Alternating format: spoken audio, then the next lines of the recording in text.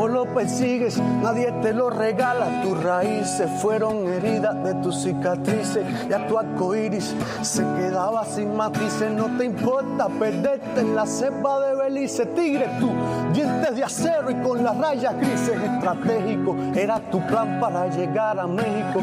Tanto caminar, por poco llegas tetrapléjico. Falta un solo inning para lograr el éxito. La suerte será el mejor amigo de tus méritos. Acelera, sabes que viene la última frontera. Te guardan, te aprietan los grilletes de la espera. Le da gracias. Buena, mi gente. Esto es Cuba en Caliente, nada, sencillo. Hoy venimos con un programa como casi siempre. Nosotros estamos acabando con el comunismo cubano. Estamos tratando de hacerlo ver que no sirve. Y un ejemplo de eso es este programa que nos ofrecen el canal El Toque y que economía planificada, caballero. Siempre se ha dicho que el socialismo tiene su economía planificada, que se decía antes en la escuela que era mejor porque se planificaba. No. ¿Cómo se puede decir? Los años han dado la respuesta adversa. No es buena. Lo que trae es la miseria que tiene Cuba. Pero yo no les voy a hablar de eso. Vean el programa y dejen sus comentarios y seguimos para adelante, como digo yo. Patria y vida, mi gente. Libertad para los presos políticos, mi gente. Somos Cuba en Caliente siempre, dando lo mejor de nosotros. No hay una evidencia empírica que asegure que la planificación centralizada de la economía tiene la capacidad de ofrecer progreso a un país. Los países comunistas que han alcanzado determinado nivel de desarrollo económico en los últimos tiempos es porque han abandonado ese sistema. Sin embargo, en Cuba el Partido Comunista sigue en las mismas. Una evidencia clara de que lo menos que quieren para los cubanos es progreso.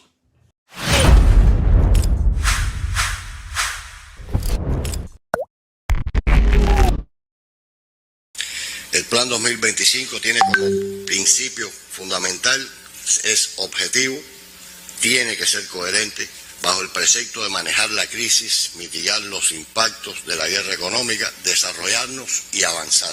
Así presentó el ministro de Economía a los diputados cubanos el plan de la economía cubana para 2025. Es interesante cómo el nuevo ministro de Economía utiliza la idea de que el plan es un mecanismo para gestionar la crisis.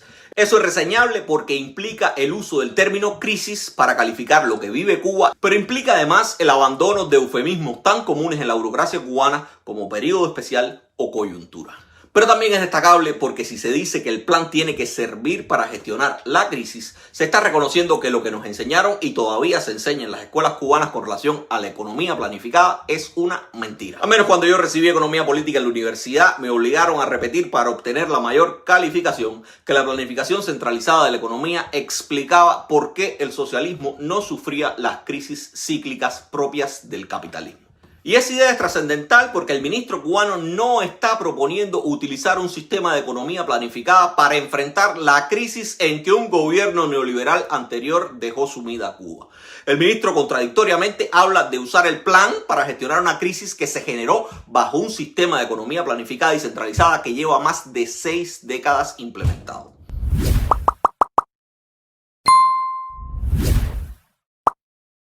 El ministro contradice lo que dice Lenin. Reconoce que en los sistemas socialistas también hay crisis, pero lo peor que hace el ministro no es contradecir a alguien que está embalsamado en Moscú. Lo peor que hace el ministro es proponer como antídoto la misma causa del problema.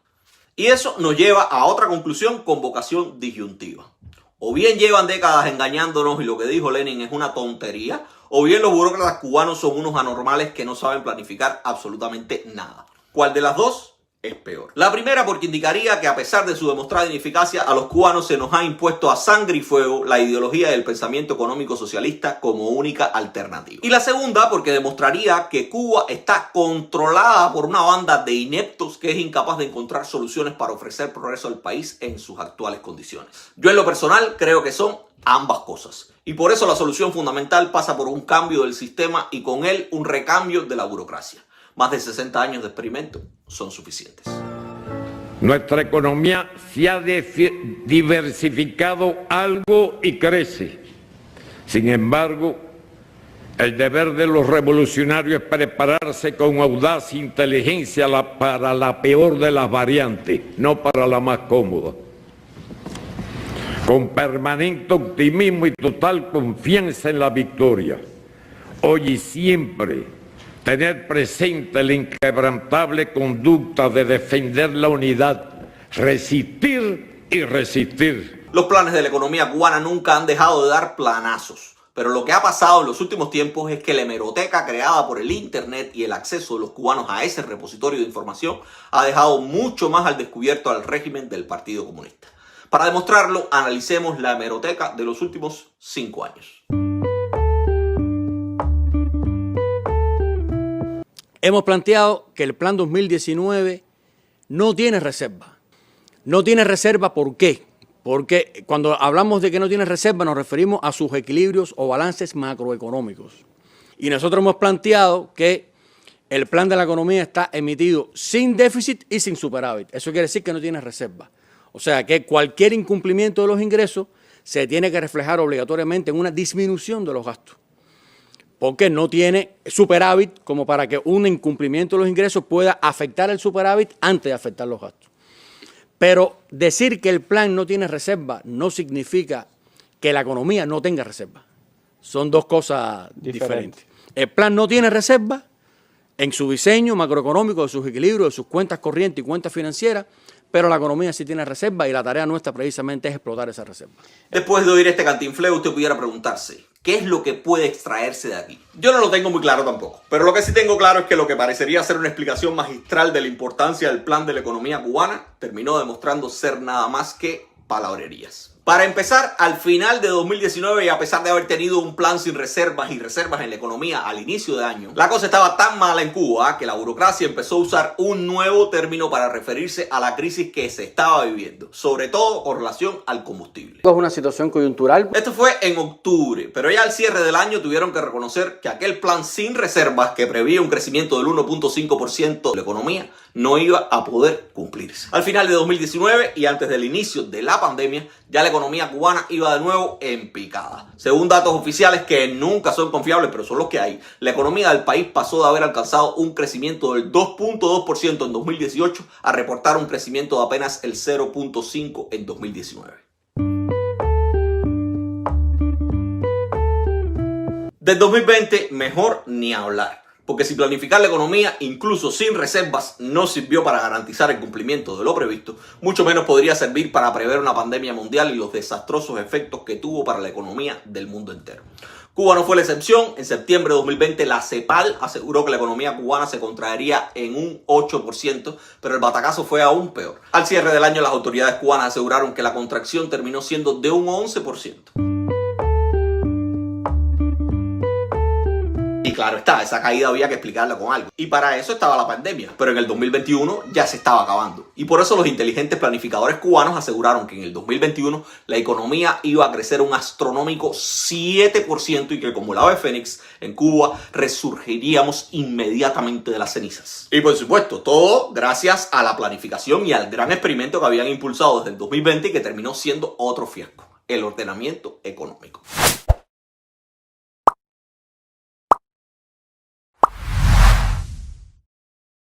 El ministro de Economía entonces aseguró que en 2021 Cuba vería cómo el ordenamiento económico sería el incentivo natural para el aumento de las exportaciones del país, que debían crecer en 2021 un 19%. También recordemos que hemos dado ya algunos pasos para incentivar las exportaciones del sector no estatal a través de empresas estatales. El ordenamiento monetario es un incentivo natural a la exportación. Se está avanzando en todo lo vinculado con el fomento de exportaciones en los territorios y esta es una tarea, pudiéramos decir, de primer orden, un primer objetivo, para calificarlo así, del plan de la economía del próximo año, que es alcanzar como mínimo un crecimiento del 19%. ¿Te cuento la historia de lo que pasó a finales de 2021? Yo sé que tú eres lo suficientemente informado e inteligente para saberlo o por lo menos imaginártelo. No obstante, te lo cuento porque de lo contrario estarías viéndome, ¿no? Según las cifras oficiales, de aquel 7% planificado a inicios de año, la economía cubana al cierre de 2021 creció apenas un 1.3%. Pero a pesar de no cumplir con el superplan del 2021, ese teórico crecimiento del 1.3 fue suficiente para que los burócratas cubanos aseguraran que había comenzado una reanimación de la economía y que además esa reanimación generaba esperanzas en el pueblo. Primero, entender que para que este proceso de reanimación económica, que hemos iniciado, que ha levantado una esperanza, una alegría en la población, que se manifiesta en los últimos encuentros que hemos tenido, se manifiesta cuando uno va a los barrios, se manifiesta en las respuestas que están dando colectivos de trabajo en el ambiente de la población en medio de la situación difícil, compleja, que todavía tenemos de desabastecimiento y de carencia. Y en esa misma oportunidad que se daban palmaditas en la espalda a pesar del desabastecimiento, volvieron a ratificar que el plan era el mecanismo que tenía Cuba para enfrentar las dificultades y pronosticaron entonces un crecimiento esta vez del 4% para el año 2022. ¿Quieres que te cuente de nuevo lo que pasó a final de ese año?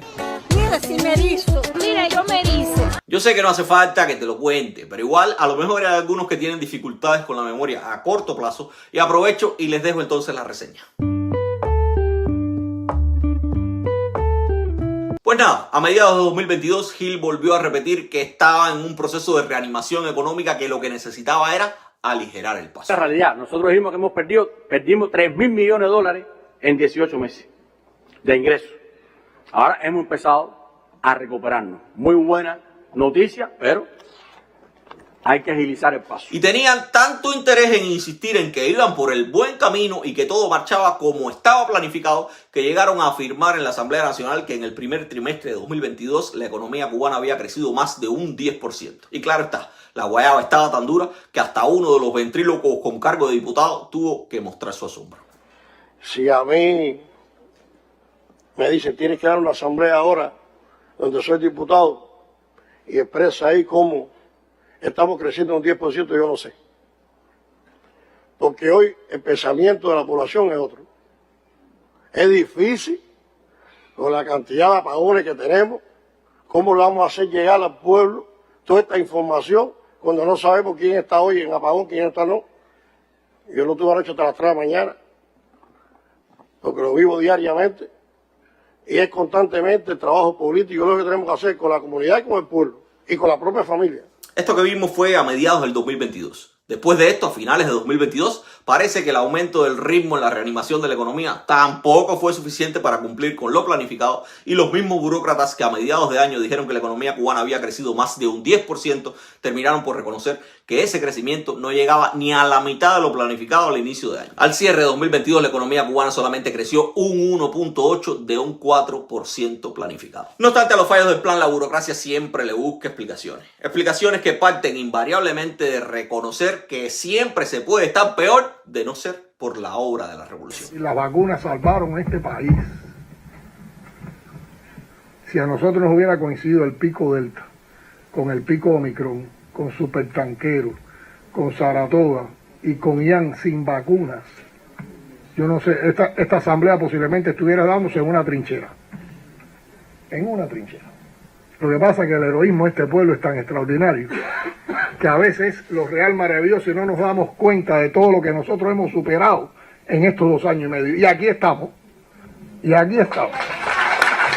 la gente no come heroicidad. De hecho, lo que entiende Díaz-Canel por heroicidad de un pueblo no es más que sufrimiento y aguante. Y ese aguante cada día se pone más a prueba. Porque si antes podían camuflar crecimientos discretos o justificar las contracciones con pandemias mundiales, después de haber dicho en 2022 que estaba Cuba en presencia de una reanimación económica irreversible, la economía cubana no ha hecho más que decrecer. Pero en contraste, al tiempo que la economía decrece, hay algo que sí se ha mantenido constante o en aumento. Y esa es la capacidad de los burócratas de mentir de acuerdo al plan. Para que tengas una idea más clara de lo que estoy diciendo. Así empezaba Cuba en 2023. El 2023 debe ser un año mejor. Como parte de esa promesa que primero hizo Gil y después ratificó Díaz-Canel, se anunció un crecimiento económico para 2023 de entre un 2 y un 3%. Pero al final del año, ¿necesitas todavía que te cuente? Para nosotros poder mejorar. Pues no hay problema, como dice el refranero popular, recordar es volver a vivir.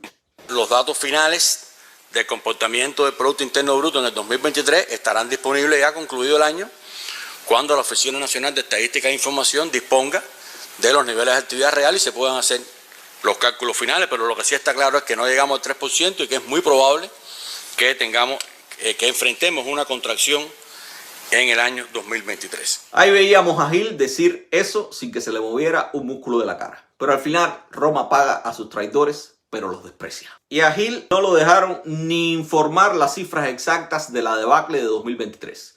Lo destituyeron a inicios de febrero de 2024 y en marzo de ese mismo año autorizaron su encarcelamiento. No fue hasta junio de 2024 cuando las autoridades cubanas dieron las cifras oficiales de contracción de la economía cubana en 2023.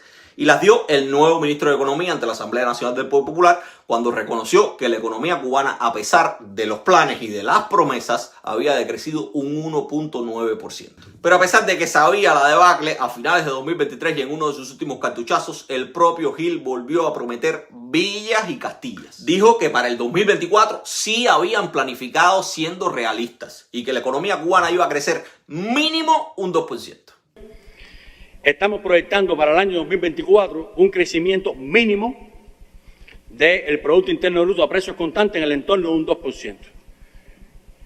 Hay que ser realistas, no, si llegamos aquí diciendo que vamos a hacer un 6, un 7, que estamos conscientes que es lo que hace falta.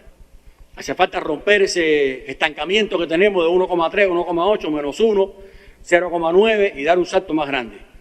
Bueno, está en la capacidad que tengamos de gestionar mejor los recursos y en la capacidad que tengamos de tener más ingresos en divisas, y en la capacidad que tengamos de ordenar mejor la economía, de controlar el tipo de cambio, de cumplir el plan. Si analizamos lo que dice Gil aquí, el problema no está en el plan, sino en la capacidad de la burocracia y el sistema económico cubano de cumplirlo.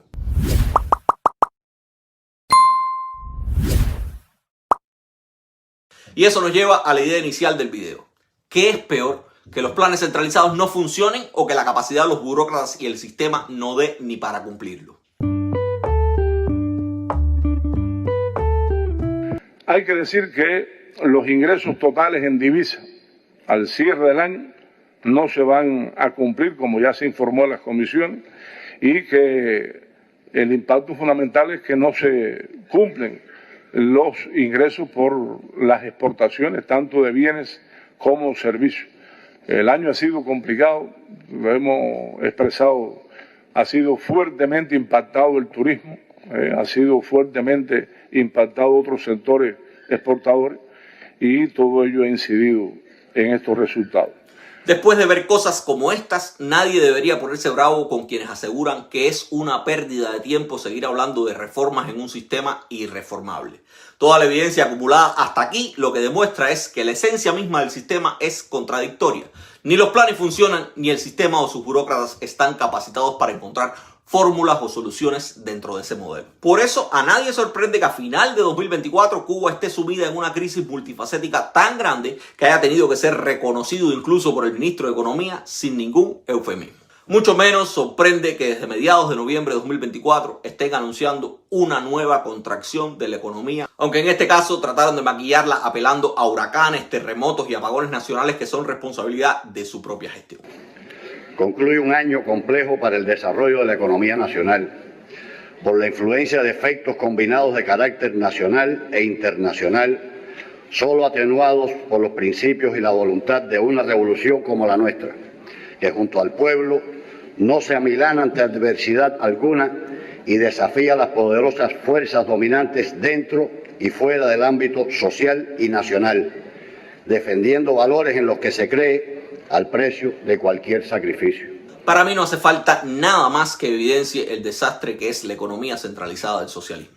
Sin embargo, hay quien siempre dirá que como asalariado del imperio nunca tengo en cuenta el papel que juegan las sanciones estadounidenses en la crisis que vive Cuba. Y no es que no lo haga, es que simplemente soy un convencido de que las sanciones no son la causa fundamental del desastre cubano. No obstante, para complacer a aquellos que sí lo creen, basta decir que el plan de la economía ha sido ofrecido por los burócratas cubanos como una de las principales armas que teóricamente tienen contra las sanciones estadounidenses. Esa es la tarea que tenemos, prepararnos siempre, tener plan contra plan y anticiparnos a los planes del enemigo, que son bastante claros, no hay mucho misterio detrás de los planes del enemigo, y por lo tanto nosotros necesitamos y tenemos que trabajar en función de tener nuestros propios planes de cómo dar respuesta a eso. No, la tarea nuestra, lo hemos dicho y lo ratificamos, no es encontrar justificaciones, es encontrar soluciones.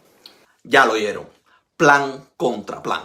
Y es que se ha defendido durante mucho tiempo que una de las ventajas de la economía planificada es tener la capacidad de incluir incluso las sanciones como variable que puede afectar el desempeño económico de un sistema empresarial mayoritariamente controlado por el Estado. Teóricamente, los crecimientos planificados en los planes de la economía consideran al bloqueo o embargo como una variable a tener en cuenta. Y al mismo tiempo, en el plan consideran la opción de crecer incluso bajo esas circunstancias. Lo que hemos planteado es que mantenemos, a pesar de el recrudecimiento del bloqueo, como planteado, la aplicación del título 3, todo el cierre del cerco económico y la pretensión del gobierno norteamericano de asfixiarnos económicamente, nosotros mantenemos la estrategia de garantizar, o sea, que la economía en el 2019 crezca, no retroceda y que podamos gradualmente ir manteniendo una tasa de crecimiento del Producto Interno Bruto.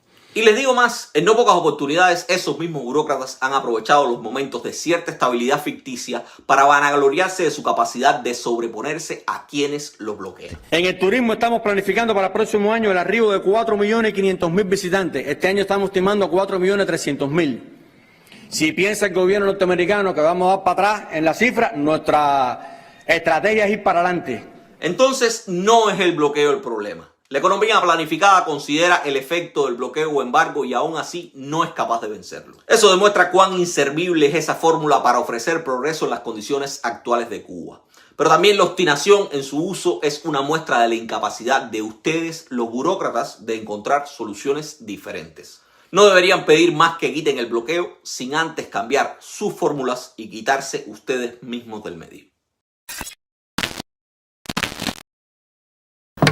Si te gustó, dale like a la transmisión y compártela para que otros puedan disfrutarla. Recuerda que puedes suscribirte al canal si no lo has hecho y enviarnos una donación puntual a través de PayPal. Unas estrellas monetizadas si nos ves por Facebook o un super chat o un gracias si nos ves por YouTube. Nos vemos en la próxima entrega.